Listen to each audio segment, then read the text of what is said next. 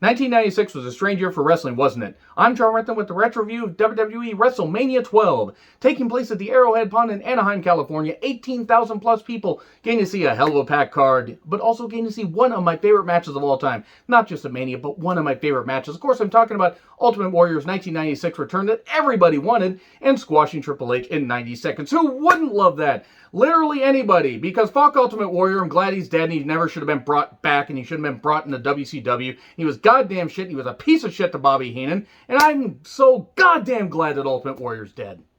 And I make no apologies for that because he was a fucking piece of shit. Anyway, what I'm actually referring to is Shawn Michaels versus Bret Hart in the 60-minute Iron Man match for the WWE Championship. One of my favorite matches of all time, literally one of the goddamn best. I fucking love it. Of course, Bret Hart, my favorite wrestler of all time, and him and Shawn crafted a goddamn classic. And it should have led to some great return business, and it kind of did and it kind of didn't, and that's a real shame. It's a real, it's a missed opportunity. But anyway, this was a bit of a weird transition for WWE because they were getting a little more attitude, but they had the cartoonish bullshit like the aforementioned I'm Glad He's Dead Ultimate Warrior and Ahmed Johnson's knee pads, co-starring Ahmed Johnson, and a few others. Like, it was just a bit weird. And also, some ill-advised stuff with the Backlot Brawl. Ho ho boy, don't worry. Let's dive on into it after that introduction. So, the dark match was the Body Donnas versus the Godwins for the vacant tag titles. Proof that Vince McMahon didn't give a shit about the tag titles at this point. Body Donnas won, by the way. And then Vince and Lawler were on commentary. This was good Lawler, good heel Lawler, because he called the action and he actually was somewhat fair, even though he was a heel. And Vince McMahon being lost with a lot of pop culture references. This was where they actually really gelled well as a commentary duo. Vader and British Bulldog, and Owen Hart as well, with Camp Cornette, versus Yokozuna, Jake Robertson, Ahmed Johnson's knee pads, co-starring Ahmed Johnson. The idea was to have Yoko and Vader possibly in a singles match. The problem is, if you have not seen the great, just fucking terrific WWE Icons documentary about Yokozuna, you will know by this point. If you have seen it, you'll know. If you haven't seen it, you can probably tell just with, the benefit of good eyesight that he just couldn't go anymore. He was just too big. The weight had gotten out of control. If you had 1994 Yokozuna against, Vader here, it would have been great. Actually, if you had 1994 Vader against 1994 Yokozuna, because Vader was coming off of shoulder surgery. This whole match was kind of snake bit. Ironic, because Jake Roberts was in there. And the sad thing is, Jake Roberts wasn't even the one that was in the worst shape out of anybody, despite the fact he physically looked like shit. And if Yoko's team won, then he would get 5 minutes alone with Jim Cornette. Ahmed was absolute shit, couldn't do anything, looked like $1 million, looked great, and couldn't cut promos for shit, even though he sounded like he meant what he said. And the crowd cheered Yokozuna heavily. They were well behind him because they respected what he did. DDT to Owen, Cornette gets in, and eventually Vader bombed to Jake Roberts 1, 2, 3. Great comeback, Vader.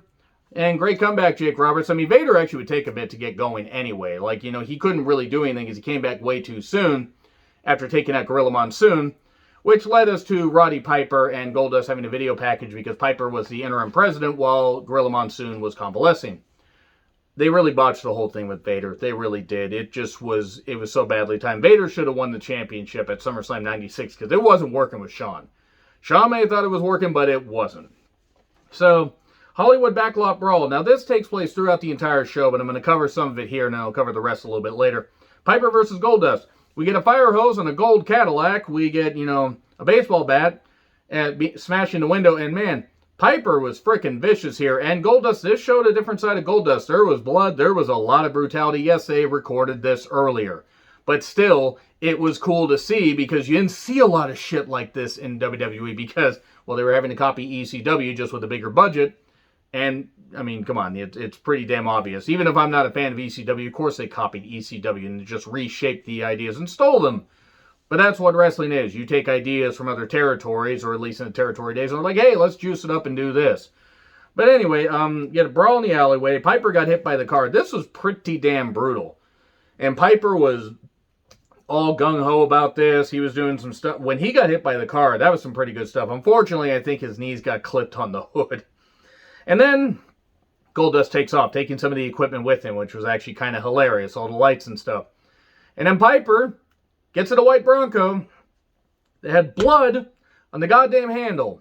They were possibly going to do Piper versus O.J. Simpson. At least that was the talk. I would have not been shocked if Vince McMahon had done that. Because it wouldn't be the first time that he worked with a murderer. I mean, hell, he paid off a police chief to have Jimmy Snuka, stay in his company. I mean, think about it. He even put Jimmy Snuka in the Hall of Fame in 1996 when we all knew that he at least contributed to the death of his girlfriend. And fuck Jimmy Snuka, I'm glad he's dead too. Hope he's burning hell. And also, he tried to rectify it with Chris Benoit and stuff like that. But, that's a whole nother story. The whole point is, yeah, it wasn't really all that great. I remember watching the OJ trial when I was in school. Yeah, I was 13, 14 years old when it happened. It was a little bit weird. But anyway, they take off. And then we get Stone Cold Steve Austin. He was not the ringmaster anymore because that gimmick was shit.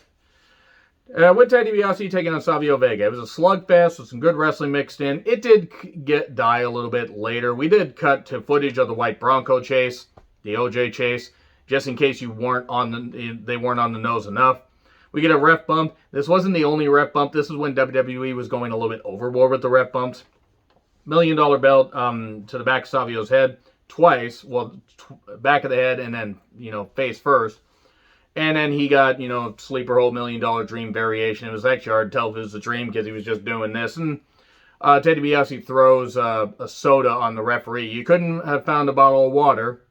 Now Tim White's face is all sticky, gross, and calls it. The crowd didn't care by this point. And the sad thing is they cared at first, and it's just some dodgy finishes here didn't help. So we get more chase footage. Well, that footage looks awfully familiar. You think, Vince. You fucking think. Mr. Perfect interviews Diesel, and Diesel tears his quad immediately. Triple H arrives. He's a Greenwich blue blood. He's all that. He's got some gutter trash known as Sable. Sable and Brock are together. They have kids, and that's great. You know what? Sable never belonged in the goddamn wrestling business. She was embarrassing. I never want to fucking see Sable in the WWE Hall of Fame or anything. She doesn't belong there. Oh, she got big ratings because she showed her floppy tits. Congratulations. I don't like Sable, in case you can't tell. Anyway, Ultimate Warrior versus Triple H. 90-second squash. Warrior, his much-hyped return. Who was asking for Ultimate Warrior to return, by the way, besides, I don't know, Vince? Maybe Bruce? Because seriously, he was gone from the company within a couple months. It was just hilarious. No sold to pedigree, splash for 3. Again, fuck Ultimate Warrior. I'm glad he's dead because he never belonged in wrestling, and all the money he made just turned around, slapped Vince in the goddamn face, basically, demanding the same payoff for WrestleMania 7 when, Warrior, you were lucky to be in that spot because you were the shits. Anyway, Ultimate queering doesn't make the world work, Warrior. And he wished death on Bobby Heenan because of, Bobby Heenan's cancer and the fact that, Bobby Heenan was all, telling the truth about Warrior.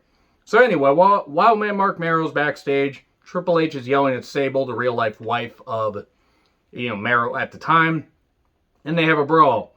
More footage of the Bronco. Diesel versus The Undertaker. Underappreciated Mania match, I'd say. The rest holds are a bit much. The bear hug spots. But his big men slugging it out. Crowd booed Diesel. He got cocky. Hit 2 jackknives. Taker gets up. Choke slam. Tombstone 1, 2, 3. Not really much to talk about with that, but it was good for what it was. And then the monitors show the Piper and Goldust are arriving. And then they are in the ring. They're battling. The crowd's cheering Roddy. They're going nuts. The crowd is booing the hell out of Goldust and his antics and all that stuff because homophobia. And Goldust had women's underwear, women's lingerie on because you know what? Why not go all the way with the goddamn gimmick? Hey, it was wild. It was something. And Piper beat him and won, even though a ref wasn't there to call it because Piper won and Goldust ran away. Good stuff. Shawn and Bret talk about the Iron Man match. Gorilla Monsoon is back to being the president of WWE because Piper resigned.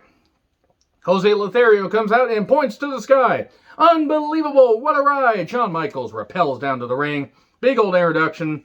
Bret gets a good reaction with some pyro. It was very obvious that they were pushing Shawn Michaels here. Earl's instructions took roughly 4 years to happen. Bret and Shawn in a 60-minute Iron Man match. I'm still waiting on my 69-minute Iron Man match where you have to have a good, clean, hard finish. Have fun on seeing that, by the way. This was good stuff. It started slow as expected. The crowd, I don't think, was necessarily as into it. Maybe they were just watching patiently. Some of them might have been bored. But a super kick to, I believe, was to Tony Chimmel outside.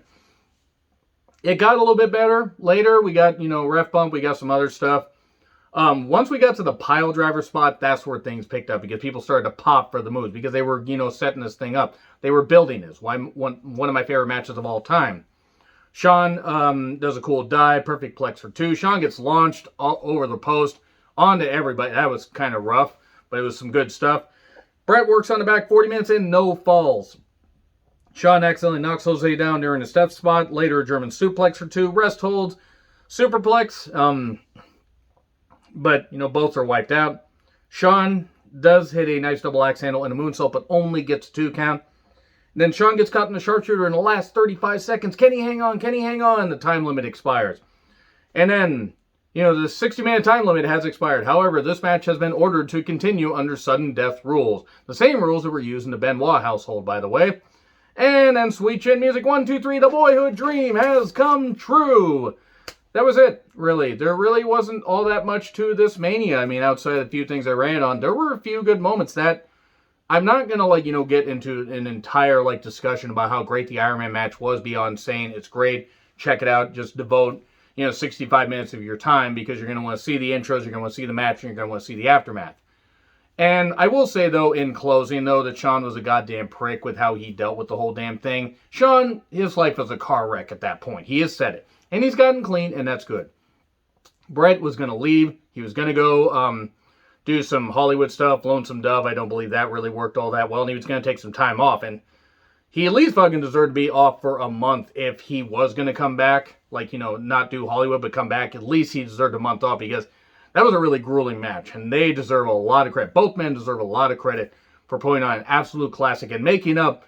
Just in that match alone, they made up for the entire previous WrestleMania. And I would argue, except for maybe Austin versus Bret at Mania 13, they made up for that Mania as well. Anyway, agree, disagree with what I said. Like, share, subscribe, Twitter handle in the description. I'm John Ritlin. I'll see you soon.